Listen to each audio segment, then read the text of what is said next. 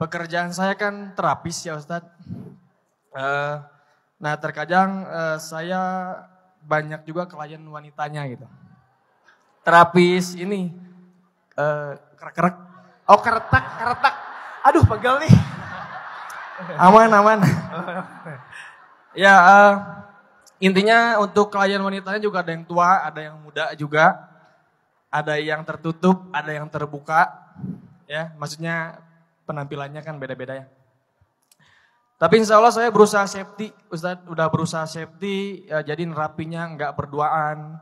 Jamaah asisten saya juga ada, terus ininya juga nggak bersentuhan langsung, pakai sarung tangan, manset dan lain-lain. Cuman saya ingat kata-kata Ustadz, pokoknya kan kalau misalkan kita ada dosa itu kan intinya itu godaan setan ya Ustadz ya. Nggak apa-apa kan nyalahin setan gitu kan kalau misalkan kita berdosa ya. Nah. Jadi saya pengen nanya, apakah ada doa khusus gitu supaya kita, karena kan saya manusia normal ya, udah berusaha juga kadang ada aja gitu kan. Nah ini kena mental nih. Ini berarti ini terapis undercover. Iya. Udah mulai membuka ini ya rahasia. Oke. Ya mungkin ada doa khusus yang memang untuk menghindari bisikan-bisikan setan yang terkutuk Ustadz ya. Jadi sebelum kita memulai terapi itu apakah ada doa khusus biar kita tuh terjauh dari pikiran kotor, hati yang kotor dan niat yang gak bener. Jadi niatnya fokus satu ikhtiar ngobatin orang gitu aja. Menurut saya yang paling ahsan itu adalah Kang siapa tadi namanya? Kang Wildan. Yang paling ahsan itu adalah coba Kang Wildan bikin sebuah inisiatif perubahan di dunia kretek. Ya, berinisiatif. Karena orang yang hebat dalam Islam itu adalah mujaddid. Mujaddid itu sang pembaharu. Bukan orang yang ikut arus. Saya tipenya gak suka dengan arus yang udah normal kayak gitu. Terus kita diam aja gak. Saya pasti pengen jadi change maker atau punya change project, sekecil apapun change projectnya. Dan itulah hakikat dari dakwah kan, merubah gitu. Jadi Kang Wildan udah punya kapasitas itu, boleh nggak kalau misalnya mulai sekarang Kang Wildan menjadi salah satu duta dakwah di bidang itu dengan cara membuat movement, coba ajarkan lebih banyak perempuan untuk jadi terapis. Ini bukan jawaban boleh atau tidak, tapi solusi ya. Sehingga semakin banyak perempuan yang menjadi terapis. Sebagaimana semakin banyak perempuan yang jadi dokter kandungan. Maaf bagi para dokter laki-laki yang di bidang itu ya, di spesialisasi kandungan. Tapi buat kalian yang mau masuk kedokteran dan mengambil spesialisasi kandungan, itu jihadnya lebih. Insya Allah pahala kalian gede banget.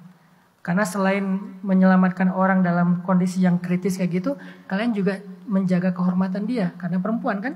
Jadi semakin banyak dokter perempuan di spesialisasi kandungan, itu semakin memenuhi kebutuhan fardu kifayahnya perempuan.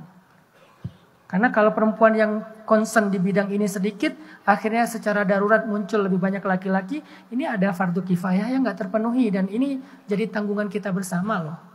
Begitu juga di bidang terapi. Kalau saya lebih suka menjawab sesuatu yang sifatnya visioner dan jadi solusi, saya ngajak Kang Wildan, mungkin Kang Wildan menjadi seorang mujaddid dakwah di bidang itu sehingga dapat pahala jariah. Kang Wildan bikin aja movement melatih bikin training untuk sebanyak mungkin terapis-terapis perempuan. Sehingga ketika ada perempuan yang sakit, silakan diserahkan kepada terapis perempuan sehingga insya Allah itu lebih ideal nanti.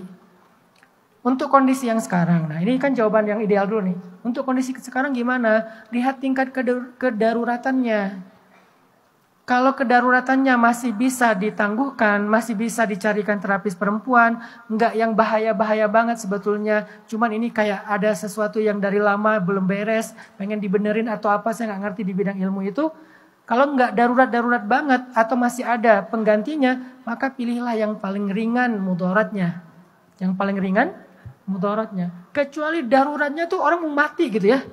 Kalau nggak dipegang Kang Wildan nih bahaya. Walaupun nyawa di tangan Allah, tapi secara hitungan-hitungan kita secara medis kah atau secara manusiawi kah, ini bahaya sekali, ini harus segera saya tangani. Oke, sambil banyak-banyak taus, sambil banyak-banyak istighfar dalam hati, tapi jangan sampai auzubillahi minasyaitonirrajim atau astagfirullah, kan jadi ngedongkrak ya. Aku nggak tahu gerakannya, maaf ya. Jadi intinya adalah lihat tingkat kedaruratannya. 2 itu menurut saya Kang Wildan. Sebetulnya saya nggak mau menjawab apa doa supaya terhindar dari godaan syaitan, karena kita nggak bisa hanya sekedar berdoa tapi kita nggak membatasi dan menjaga diri kita. Sama kayak orang misalnya nggak pengen digodain cowok tapi dia menampakkan aurat, ya harus ditutup biar nggak digodain. Nah, jadi ada ikhtiar syariatnya. Nggak cukup hanya dengan taus, auzubillahi minasyaitonirrajim, cewek cantik nih, astagfirullah, auzubillahi minasyaitonirrajim. Nggak bisa gitu. Jadi Kang Wildan, kalau menurut saya, Kang Wildan punya kesempatan untuk berdakwah di sini justru dengan buat movement lebih banyak terapis perempuan.